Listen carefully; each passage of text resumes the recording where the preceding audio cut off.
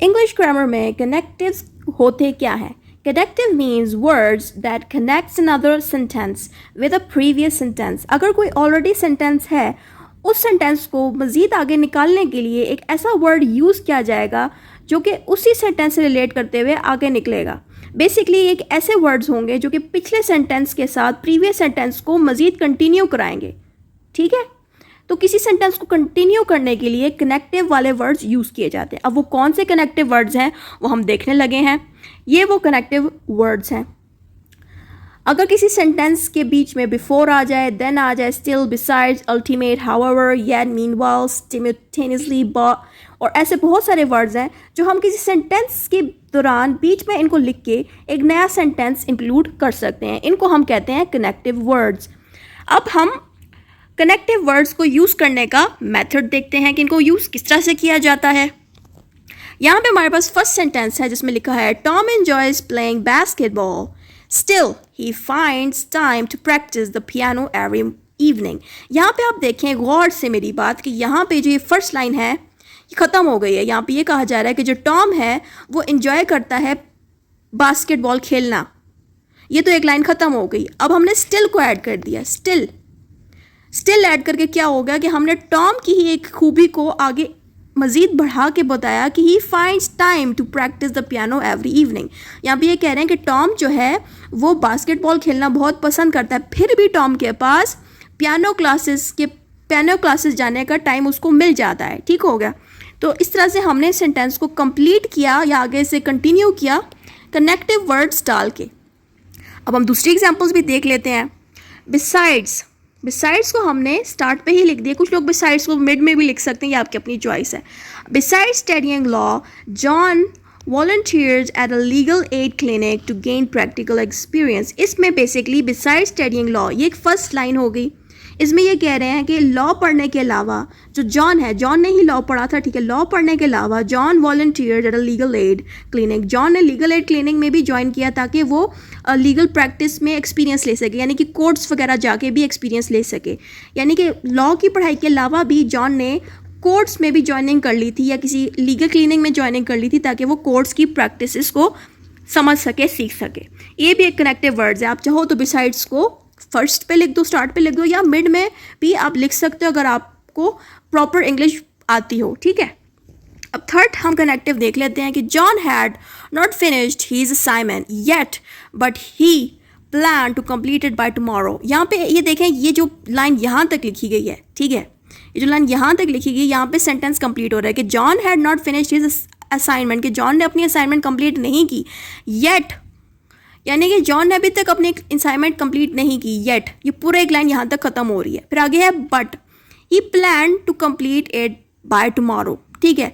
अब यहाँ पे दो कनेक्टिव्स आ गए। यहाँ पे आप येट का कनेक्टिव भी यूज़ कर सकते हैं, उसके अलावा बट का कनेक्टिव भी यूज़ हो सकता है। ठीक है। मिसाल के तौर पे अगर आपको येट की समझ नहीं आ रही, कोई मसला नहीं, आप बट को यूज़ कर लें। लेकिन बट किस लिए यूज़ होता है? लेकिन के लिए। यहाँ पे ये कह रहे हैं कि जॉन ने अपनी असाइनमेंट कंप्लीट नहीं की, लेकिन वो सुबह तक अपनी असाइनमेंट को कंप्लीट कर लेगा। लेकिन वाला जो वर्ड है या बट वाला जो वर्ड है ये एक कनेक्टिव है, यानी कि ये पिछली लाइन को जोड़ के एक न्यू लाइन बना रहा है, एक न्यू सेंटेंस बना रहा है। अब हम अल्टीमेटली सेंटेंस को यूज़ करने का तरीका भी देखते हैं। Ultimately after years of hard work and dedication. अब देखिए ये पूरी लाइन ना एक लाइन बन रही है। Ultimately after years of hard work and dedication she achieved her dreams of becoming a doctor. आप चाहो तो अल्टीमेटली को आप स्टार्ट में भी लिख सकते हो, मिड में भी लिख सकते हो। ठीक है। आप इससे भी कह सकते हो after years of hard work and dedication ultimately she achieved her dreams of becoming a doctor. ठीक है। कुछ लोग स्टार्ट में भी लिख सकते हैं कनेक्टिव्स को, कुछ लोग मिड में लिखते हैं। बेहतर होगा कि कनेक्टिव्स को सेंटर के अंदर लिखा जाए। सेंटर का मतलब यह है कि बीच में लिखा जाए, ठीक है, ताकि दो सेंटेंसेस जुड़ जाएं। अब हम एग्जाम पैटर्न को समझ लेते हैं कि एग्जाम में किस तरह से सवाल आते हैं और आपको सॉल्व किस तरह से करना है। एग्जाम में आपको इस तरह से सवाल आएगा कि यूज़ द फॉलोइंग सीक्वेंसेज, जिसको हम कनेक्टिव्स कहते हैं, and construct well structure sentences. यानी कि ये यहाँ पे आपको एग्जाम पेपर में 1 2 3 4 5 आपको कनेक्टिव्स दे देंगे और कह देंगे कि इनके ऊपर आप एक सेंटेंस लिखें। अब हम इन पे सेंटेंस लिखने लगे हैं, देखते हैं कि इस तरह के सेंटेंसेस बनाए हैं। पहला वाला हमें सेंटेंस कौन सा मिला था? सब्सिक्वेंटली वाला। इसमें मैंने क्या सेंटेंस बनाया? इसमें मैंने लिखा है ही कंप्लीटेड हिज LLB डिग्री। ये एक सेंटेंस हो गया। अब इस सेंटेंस को आगे कंटिन्यू करने के लिए मैंने सब्सिक्वेंटली डाल दिया। Subsequently he pursued a master's degree in law. ठीक है। यानी कि मैंने ये कहा कि उस इंसान ने या उस लड़के ने अपनी LLB डिग्री कर दी, फिर कुछ वक्त बाद उसी के साथ, सब्सिक्वेंटली का मतलब है उसी के साथ, उसी लड़के ने अपनी मास्टर्स की डिग्री भी लॉ में ले ली। लॉ की डिग्री उसने पहले ले ली, फिर इसी में ही उसने बाद में मास्टर की डिग्री की। इसके लिए हमने सब्सिक्वेंटली का वर्ड को बीच में डाल दिया, ठीक है। अब दूसरा सेंटेंस देखते हैं कि Amna was preparing dinner meanwhile her husband was setting the table in the dining room. Amna जो है किचन में खाना पका रही थी और उसका जो हस्बैंड है वो डाइनिंग रूम में बर्तनों को सही से रख रहा था, ठीक है।